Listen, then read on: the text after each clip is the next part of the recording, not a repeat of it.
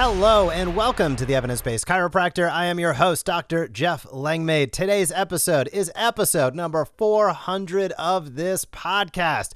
We have some great research to highlight. We are also going to talk about some special things. Considering this is the 400th episode, that means this podcast has been going on for 8 years, believe it or not. I certainly can't believe it. And I want to thank you for tuning in, whether this is the 400th episode you've listened to or whether it's the first episode you listened to. Thank you so much for tuning into this podcast. I'm going to be giving away some special prizes on today's episode, some swag boxes, some really cool stuff.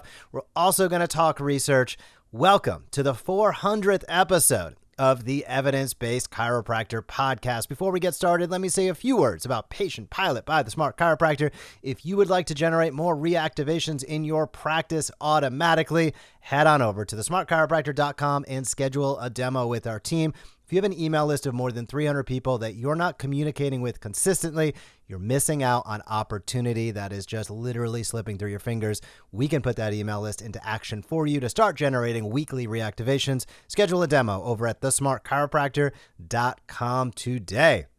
Today's research that we're talking about is a brand new study in pain medicine, and it is all around neuropathic pain. Specifically, this one is titled Central Sensitization in Chronic Regional Pain Syndrome Patients with Widespread Pain. It is a cross-sectional study, and there's a lot of great clinical pearls, as well as I'm going to do some extrapolation to what we know of how chiropractic might be able to make a serious impact with these individuals. But before we dive into that, I want to spend a few minutes considering this is our 400th episode and put out something that is important. And what is important? It is I'm going to be at FCA, the National, next weekend in Orlando. Now, what is important about that? If you come up and say hi, I'm going to have a whole bunch of evidence-based chiropractor swag with me.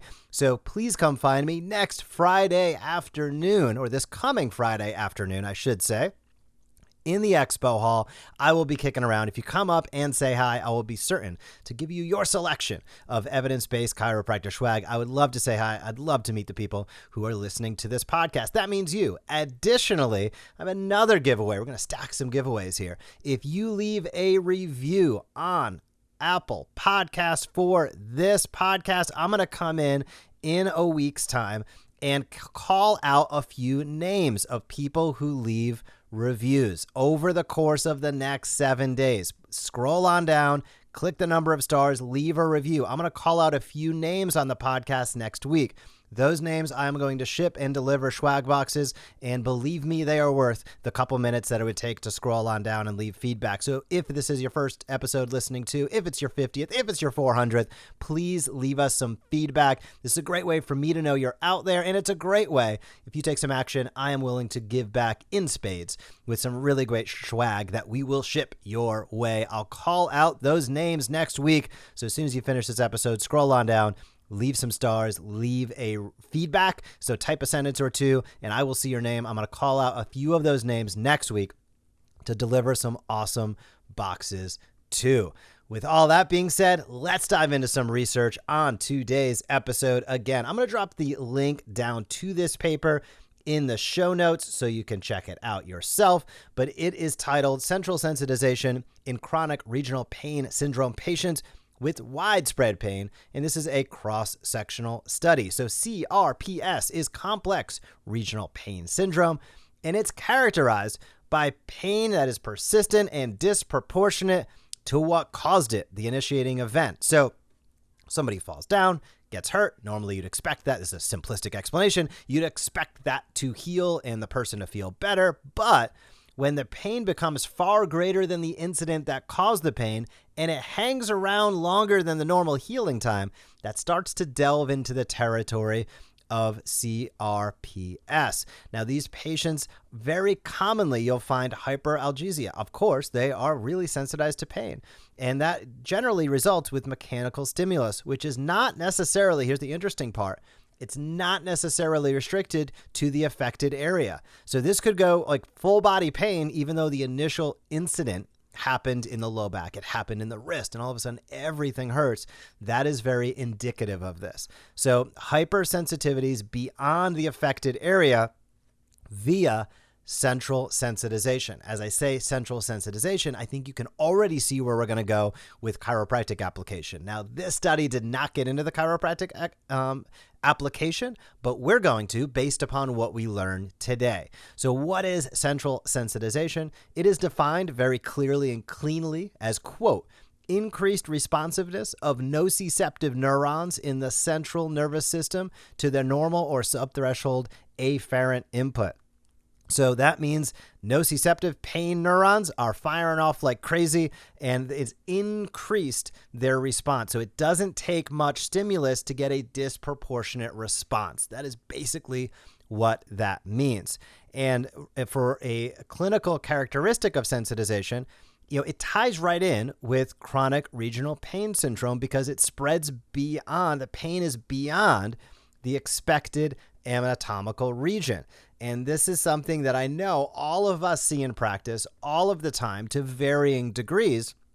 And the question really becomes, as we dive into this data, how can this be applied to what we're doing? And do we make an impact on it? Are we specifically making an impact locally, or do we have the opportunity to extend beyond? And I'm going to drop some hints here. We're going to extend beyond, but we'll talk about that as we dive in. So one of the key components here to keep in mind, tying into some previous podcast episodes, is psychological factors can play a big role. They can modulate pain intensity. They can alter the neuronal circuits, and this ties into the cortical limbic system.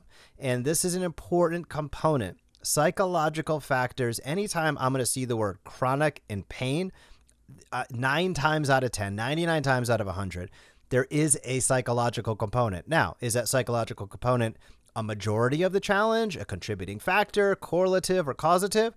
It depends, is the answer to that. But it is a factor in some capacity nearly every time we're going to see chronic pain. So in this study, they hypothesized 2 things. 1, widespread pain hypersensitivities and increased temporal summation of pain, as well as enhanced psychological distress in chronic regional pain patients. That was what they hypothesized, and much of that came true, as we'll talk about. So they found, importantly, that chronic regional pain syndrome patients with high spatial pain extent, meaning more than 5% of the total body surface of their total surface of their body had pain. Those individuals showed more pronounced temporal summation of pain in the affected area compared to patients with a low spatial pain extent, meaning less than 5% of their total body surface had pain. So let's recap that briefly here. If more than 5% of your body had pain, chances are you had more pronounced temporal summation of pain in the initial area. If you had less widespread pain, chances are you had less temporal summation of pain in the initially affected area. That's what that means. So this study basically found that they've had additional evidence that central sensitization contributes to the pathophysiology of chronic regional pain syndrome patients by mechanical hyperalgesia in remote pain-free body regions and increased temporal summation of pain. They also found that with chronic regional pain patients, there was an extended pain pattern that showed more pronounced temporal summation of pain in the affected area, contributed to wider distribution of pain throughout the body. And this central sensitization is at the heart of it because it is proposed to be basically the primary pathophysiological mechanism in chronic regional pain patients. So that is a big deal. And they also found that reduced pressure pain thresholds in the control area supports previous studies and indicates that a general disturbance in central pain processing might be due to hyperexcitable neurons in the central nervous system.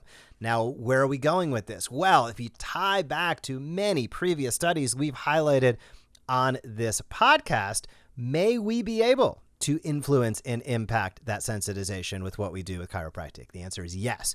May we be able to modulate some of that? The answer is yes, especially when I see pressure pain thresholds. I love seeing that, and I love seeing hyperexcitability in the central nervous system, not because people are dealing with those issues, but because we as chiropractors can make a significant impact in our ability to influence and modulate the function. And through that, we can see dramatic changes in pain. So widespread pain hypersensitivity could be induced, they say, through glial activation when we talk about how it impacts the central nervous system, as well as cerebral reorganization due to this continuous activation of nociceptive fibers. So when we see pressure pain thresholds lowered, that means less stimulus to cause pain. That also becomes a cascading aspect of central sensitization where we're just ready to fire off. Those neurons are like, man, anything happens, I'm on guard. I'm ready to fire off. We love to see a lot of buffer there where you can tolerate a lot before ding, ding, ding, that threshold is hit in pain. And when central sensitization and lowered thresholds happen, that means less stimulus is needed. That means there can ultimately be, over time, cerebral reorganization impacts to our brain. And that is really important because you think back a few episodes, we talked about how we can, through a chiropractic adjustment, make impacts to biomarkers in the brain. So it doesn't mean it works 100% of the time. It doesn't mean one adjustment is going to take care of it, but it means we can impact and influence without the necessity for medication with what we do. That is a fantastic option for people that are dealing with chronic regional pain syndrome.